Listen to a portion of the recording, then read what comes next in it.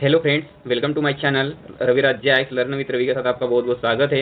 इसके पहले जो हमने पार्ट 1 देखे थे, पार्ट 1 में जो है हमने माइक्रोमीटर के फुल डिटेल्स के बारे में जाने थे, ठीक है। फिर उसके बाद हम पार्ट 2 लेके आए थे, ठीक है, जिसमें हमने विभिन्न प्रकार के माइक्रोमीटर के बारे में जानकारी लिए थे।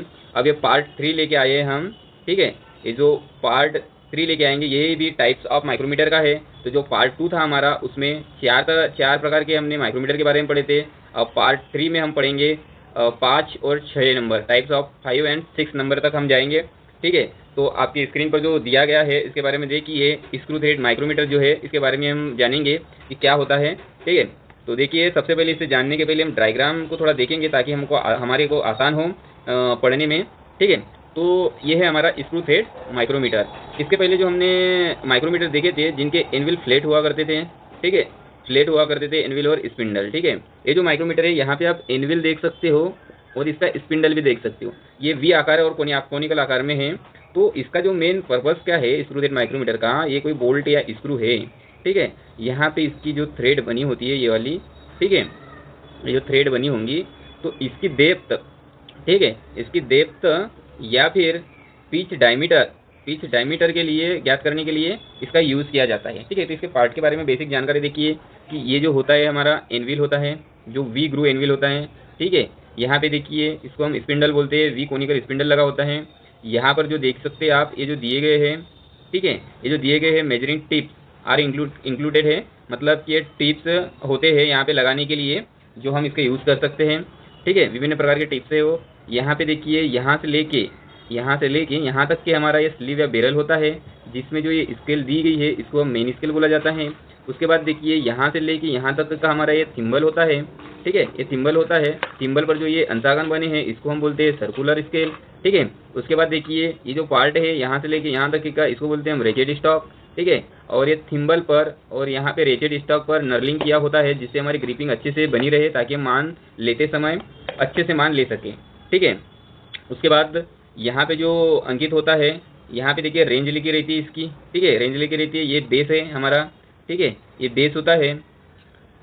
अब इसके बारे में थोड़ा जान लेते हैं। तो थोड़ा देखिए क्या होता है स्क्रू थ्रेड माइक्रोमीटर। यह एक प्रकार का सूक्ष्म मापी यंत्र है, ठीक है, जिसका प्रयोग स्क्रू थ्रेड की डेप्थ, ठीक है, स्क्रू थ्रेड की डेप्थ या फिर पिच डायमीटर चेक करने के लिए किया जाता है, ठीक है। पहला हमारा क्या है, इसका स्क्रू थ्रेड की डेप्थ भी चेक करते हैं और पिच डायमीटर, ठीक है, ये इंपॉर्टेंट है, पूछा जाता है क्वेश्चन। देखिए इसके बाद यह आउटसाइड माइक्रोमीटर की तरह ही होता है। अंतर यह है कि इसका स्पिंडल शंकु, ठीक है, इसका स्पिंडल शंकु या कोनिकल जैसा होता है। इसके एनविल पर भी वी आकार का ग्रूव बना होता है, जैसे कि हमने देखे थे कि एनविल इस टाइप का था, ठीक है, और स्पिंडल इस टाइप का था, जो कि इसके थ्रेड में अच्छे से चले जाता है और माप रीडिंग हम पढ़ सकते हैं। उसके बाद देखिए जिससे मीट्रिक प्रणाली में, ठीक है, मीट्रिक प्रणाली में हम कितनी सूक्ष्मता तक नाप सकते हैं, हम 0.01 mm, तथा ब्रिटिश प्रणाली में देखिए इसकी माप हम कितना नाप सकते हैं, 0.001 इंच तक के नाप सकता है। कुछ माइक्रोमीटर में एनविल, ठीक है, फिक्स तथा कुछ में इंटरचेंजेबल होते हैं, ठीक है। मतलब कुछ माइक्रोमीटर होता है जिसमें एनविल लगी होती है, वो फिक्स होती है, जिसको बदला नहीं जा सकता। और कुछ माइक्रोमीटर होते हैं जिनमें एनविल जो होते हैं ये वाला, ठीक है, एनविल जो होता है इंटरचेंजेबल होती है, मतलब इसको बदला भी जा सकता है और किस में फिक्स होता है उसको बदला नहीं जाता, ठीक है। उसके बाद क्या बोल रहा है, देखिए इसकी बनावट आउटसाइड माइक्रोमीटर की जैसी होती है, ठीक है। आउटसाइड माइक्रोमीटर भी इसी तरह का होता है, जिसका लिस्ट काउंट भी सेम इसी तरह से होता है, ठीक है। इसमें स्पिंडल का सिरा प्राय 55 डिग्री और एनविल भी 55 डिग्री के कोण पर वी ग्रू बना होता है। कहने का मतलब जो है हमारा जो ये स्पिंडल है यहाँ पे ये भी 55 डिग्री का होता है, तथा जो ये एनविल का वी ग्रू बना है ये भी 55 डिग्री का होता है, ठीक है, यही बोला है उसने। उसके बाद देखिए कि उसके बाद बोला है वी ग्रू का बना होता है। इसके अतिरिक्त ऐसे स्क्रू थ्रेड माइक्रोमीटर आते हैं जिनका स्पिंडल 60 डिग्री तथा एनविल भी 60 डिग्री के कोण पर वी ग्रू पे बना होता है, ठीक है। मतलब क्या है कि यहाँ पर थोड़ा नोट कर लीजिए यहाँ के पॉइंट। जो हमारा एनविल होता है ना, एनविल, ठीक है, और हमारा स्पिंडल है, ठीक है, स्पिंडल, ठीक है, ये जो होते हैं हमारे जो 55 डिग्री में भी आते हैं इनके एनविल, ठीक है, और एक जो होते हैं वो आते हैं हमारे 60 डिग्री पे, ठीक है।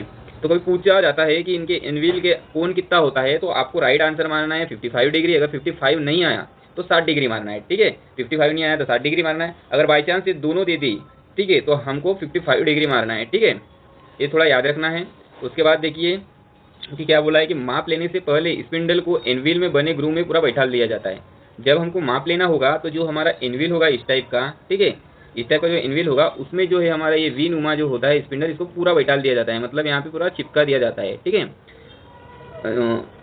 बैठाल दिया जाता है। अब थिम्बल पर बना जीरो डेटम के जीरो से मिलना चाहिए, मतलब कि जो ये हमारा हो जाएगा स्पिंडल, ये इनविल हो जाएगा, इस प्रकार का हमारा माइक्रोमीटर रहेगा। ठीक है, तो यहाँ पे जो हमारा यहाँ पे जो रीडिंग लगी रहती है और यहाँ पे हमारा होता है स्लीव, स्लीव का ये जीरो जो होगा ना, यहाँ पे जीरो माप पे जीरो माप आना चाहिए।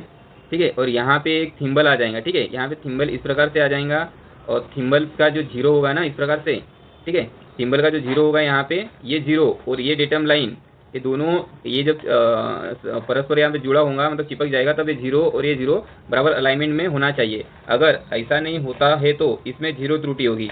अगर मान लो कि ये दोनों चिपका है, ठीक है, ये दोनों चिपके हैं और यहाँ जीरो है। ठीक है, ये जीरो के बाद यहाँ पे मिला है, मतलब ये कवर कर लिया थिम्बल ने इसके ऊपर। ठीक है, अगर मान लो बाई चांस कि यहाँ पे जीरो है, ठीक है, और ये डेटम लाइन समझो यहाँ पे जीरो है, तो यहाँ से यहाँ 1 mm का मान दिख रहा है और इसके पीछे में ये थिम्बल आ गया। ठीक है, तो ये क्या हो जाएगा, 1 mm का हो जाएगा। तो इसमें क्या है, कुछ न कुछ इसके बीच में आ गया है, यहाँ पर त्रुटि है, तो इसको बोला जाता है जीरो त्रुटि। इसको दूर करना पड़ता है, उसके बाद हम माप ले सकते हैं सुधार के। ठीक है, और जीरो त्रुटि दूर करने के लिए फिक्स्ड एनविल के साइड में लगे स्क्रू द्वारा फिक्स्ड एनविल को एडजस्ट किया जाता है। मतलब यहाँ पे जो एनविल होगा, यहाँ पे कोई स्क्रू से हम इसको ढीला करके आगे पीछे करके इसका जीरो मान सेट कर देंगे और फिर इसको इससे रीडिंग लेंगे। ठीक है, इसी प्रकार से बोला गया है।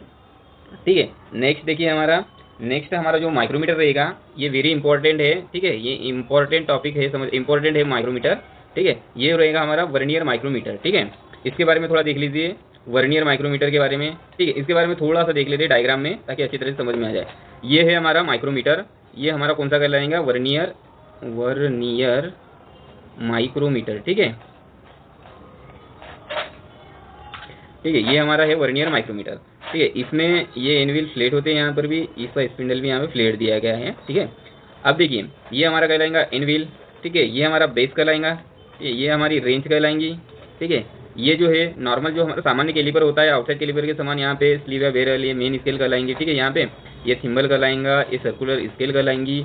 ठीक है, यहाँ पे नर्लिंग होते हैं, दोनों में ग्रिपिंग के लिए रेचेट स्टॉक होता है। ठीक है, अब यहाँ पे न्यू क्या रहता है, इसमें वर्नियर माइक्रोमीटर है, मतलब वर्नियर भी स्केल होगी, यहाँ पे माइक्रोमीटर भी होगा। ठीक है, तो देखिए ये जो वर्नियर स्केल बोला गया है, ये जो डेटम लाइन है ना, डेटम लाइन के समांतर में ऐसी खींची गई लाइनें दिख रही है, ये वर्नियर स्केल होती है। ठीक है, ये 10 भाग होते हैं वर्नियर स्केल के। ठीक है, यहाँ पे थिम्बल कितना होगा, थिम्बल पे 50 भाग होंगे और रेंज के हिसाब से स्लीव पे 25-25 भाग के निशान रहते हैं। ठीक है, याद रखना है। देखो यहाँ पे थोड़ा बड़ा करके दिखाया है, देखो यहाँ 1 2 3 4 5 6 7 8 9 10।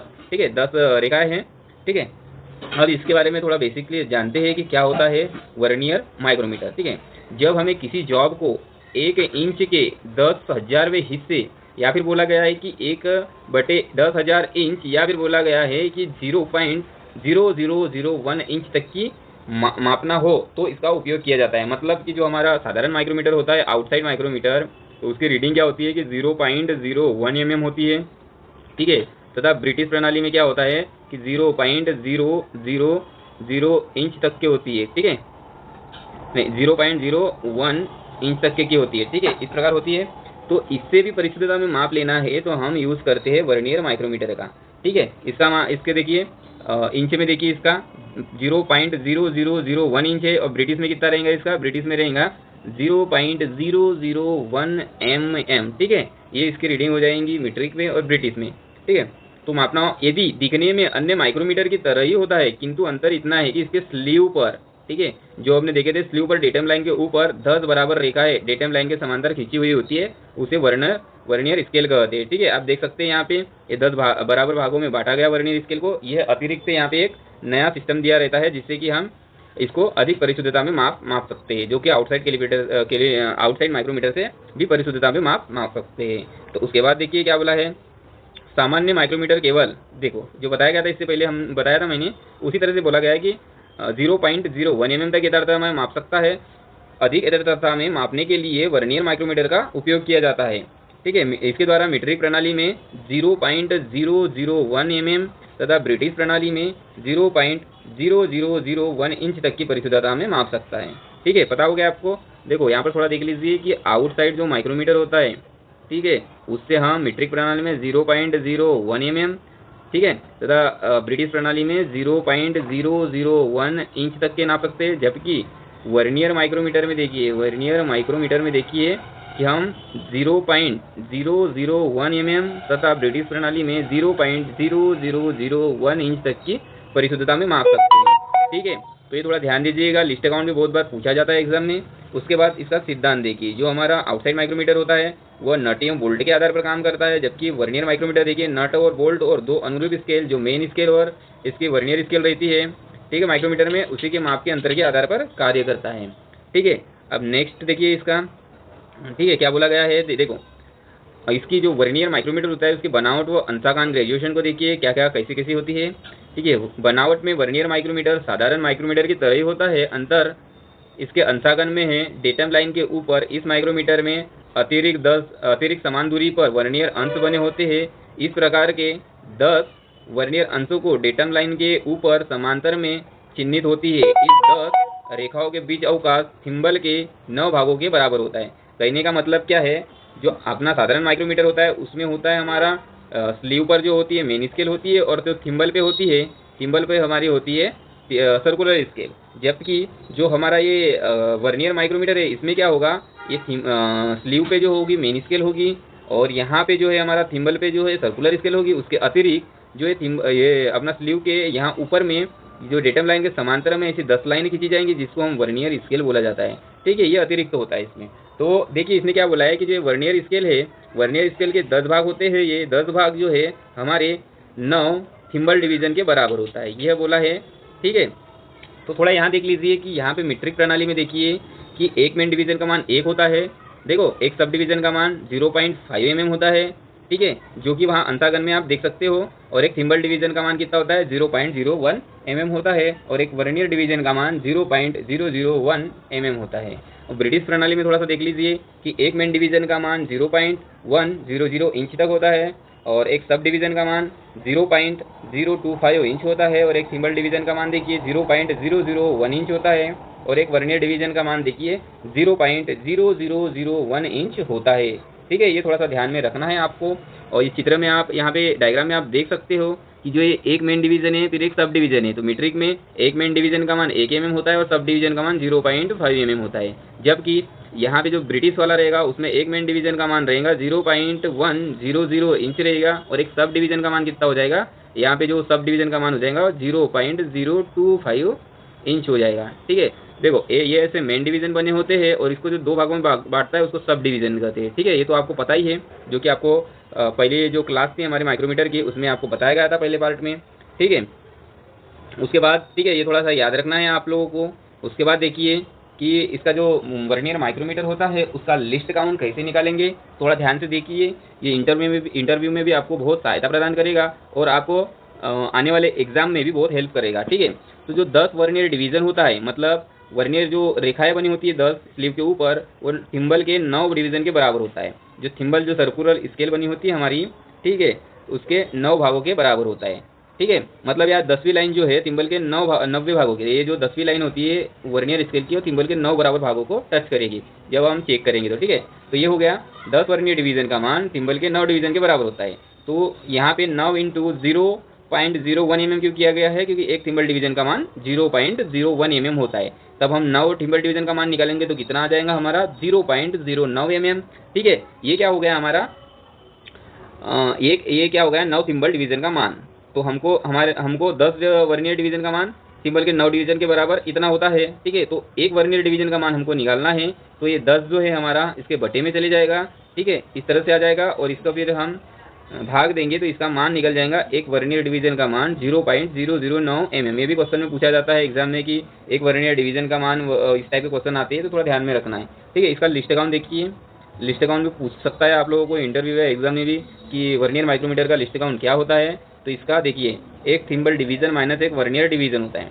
एक थिम्बल डिवीजन का मान हमारे को पता है, जो कि हमने इसके पहले आपको बताया भी था कि एक थिम्बल डिवीजन का मान क्या होता है।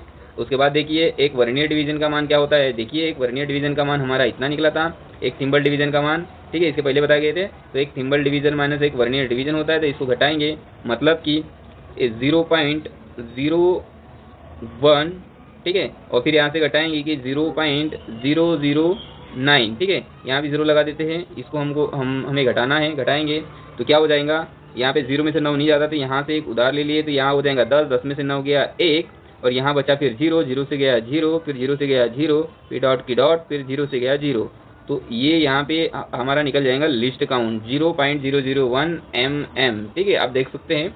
ठीक है, तो ये हमारा लिस्ट काउंट हो जाएगा।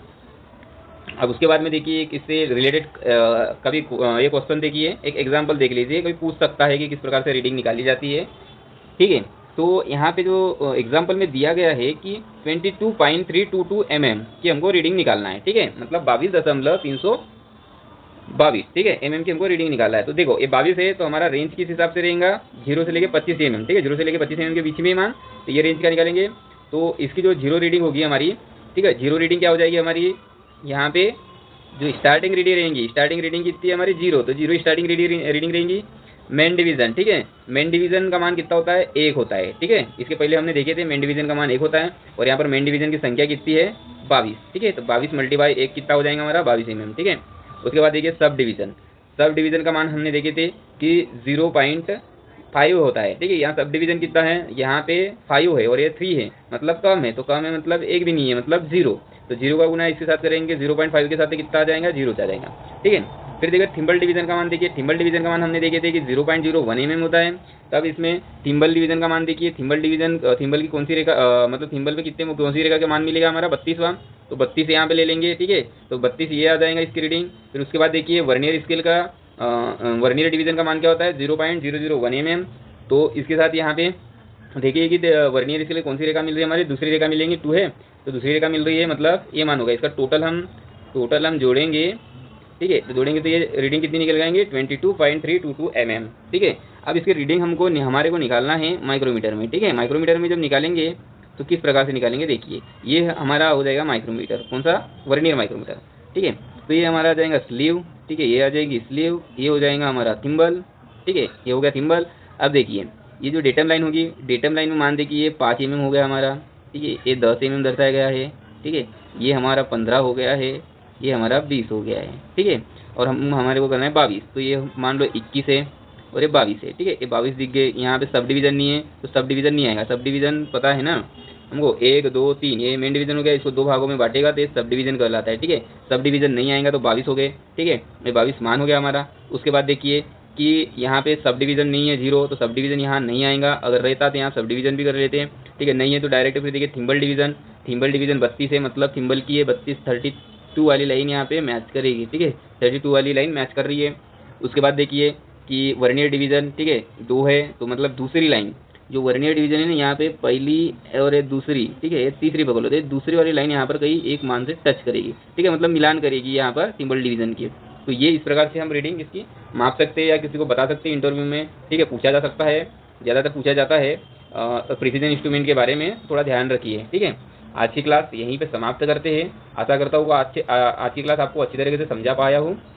ठीक है, अगर अच्छी क्लास आपको लगी हो तो सब्सक्राइब करिए, बेल आइकन दबाइए, ताकि मैं मोटिवेट होके और अन्य मैं आपके लिए वीडियोस लाते रहूँ, जिससे आपको समझाते रहूँ। आप कमेंट भी कर सकते हैं, जो टॉपिक चाहिए आपको या फिर न्यूमेरिकल क्वेश्चन की चाहिए, किससे रिलेटेड चाहिए वो टॉपिक कमेंट कीजिए, जिससे कि आपको मैं समझा सकूँ और आपके लिए नए नए वीडियो ला सकूँ। ठीक है, धन्यवाद।